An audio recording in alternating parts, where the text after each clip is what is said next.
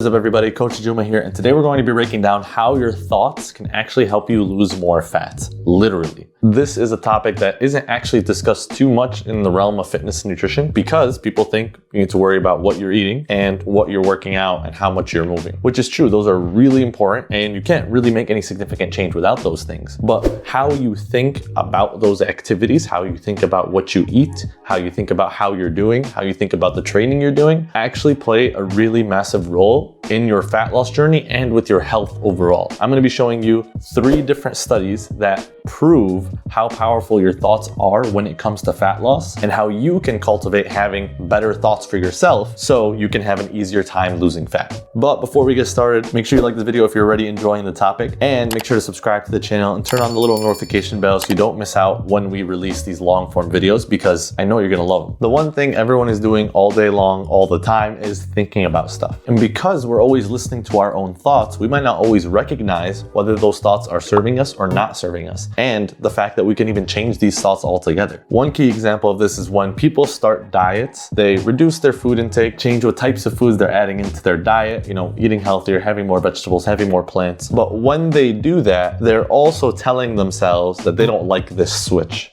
that they don't think this switch is going to be helpful for them. It's not enough food to fill them up, that they need more to be satiated, and on and on and on. When in reality, you don't need more, you just need to change your thoughts about it. And the first study that I'm going to reference showed exactly that perfectly. I like to call this the mind over milkshake study, but what happens in the milkshake study is a group of 20 participants are given the same exact milkshake. Same recipe, same macros, each one was 300 calories, everything was exactly the same about this milkshake. But they gave half of the people one label and half of the people another label. So when they got the milkshake, one half of the participants looked at the label and it actually said it was 450 calories as opposed to 300. And then the other 10 people were given the opposite label. It said 150 calories as opposed to 300. Same exact milkshake. It was made exactly the same way. The only thing that was different was what amount of calories the participants were told they were consuming. And oddly enough, the people that had the higher calorie milkshake felt more satiated and fuller from having that milkshake. And the people that had the lower calorie milkshake actually felt hungrier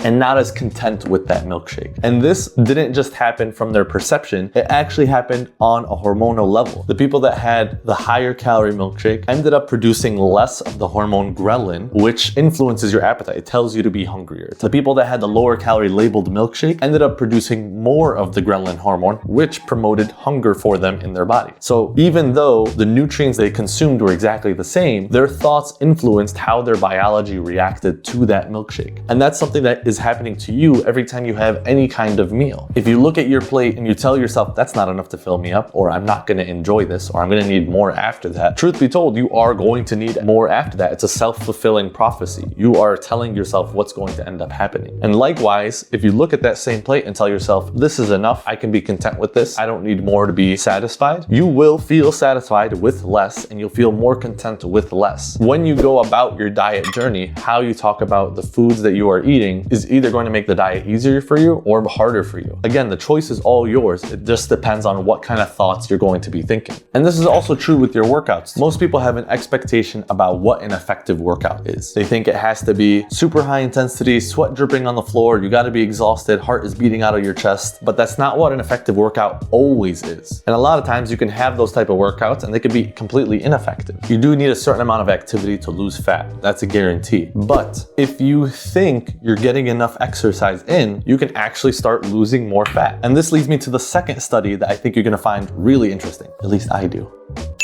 In this study, researchers gathered 87 different hotel workers across 7 different hotels. They lead pretty active jobs, going up and down, cleaning room to room. They gave them certain fitness goals to try to attain. And in reality, all of them led pretty active jobs, and they were meeting these fitness requirements just from doing their jobs alone. But what the researchers did is they told half of the people that what they were doing wasn't enough. They needed to do more activity outside of this. And they told the other half what they were doing at their job was sufficient. And there was also a group of people that were told what exercise guidelines to meet, but weren't told whether they were doing enough or not. So they set this expectation for themselves, and then they wanted to see how the next 4 weeks went. They didn't tell them to change anything with their diet. They didn't even tell them to do anything extra. They just gave them the expectation that you're not doing enough or you are doing enough. And over that 4-week time frame, they continued to do just that. And they found that the group that was told that they were doing enough physical activity actually lost more body fat, lowered their BMI, had a decrease in blood pressure, and a reduced waist to hip ratio. And this is without changing anything in their lives other than the expectation of what they were doing was enough. And this is important to recognize, because I think when people go on a fat loss journey,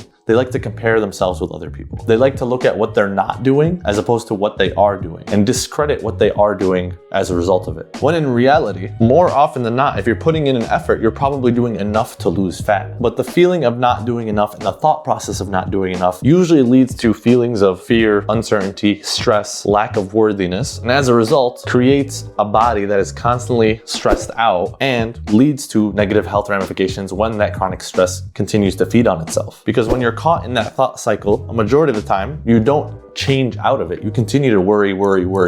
But after watching this video, I hope you're gonna change your thought cycle and get the better result out of it. You're smarter than the average person at this moment. Does this apply to muscle building? Does it apply to muscle building? It does. So Arnold Schwarzenegger, most famous bodybuilder ever, he started this whole visualization thing with bodybuilding. You know, when he did bicep curls, he'd imagine the biceps growing so big they'd fill up the room. Obviously, he gained a great body out of it. But they found studies of that with untrained people, so people that haven't done a regular training program before. They got them to do a regular training program. They told one people just do the exercise. They told the other group, while you're doing the exercise, imagine yourself growing. And they saw, I think it was almost a 20% increase relative to the other group. Something really ridiculous like that. Yeah. So yeah, it does apply to muscle building. Rolling with the example of muscle building, they actually found similar comparable results with strength. And they did this in 2 ways. The first one was they surveyed a bunch of college students and they asked them what their 10 rep max was for bench press. They had them go through the gym, do 10 reps of bench press at the highest weight they could, and they recorded that weight. And that was the weight that they were going to go into the experiment and try to attempt to do. What the testers, the researchers, decided to do was you're going to do your 10 rep max weight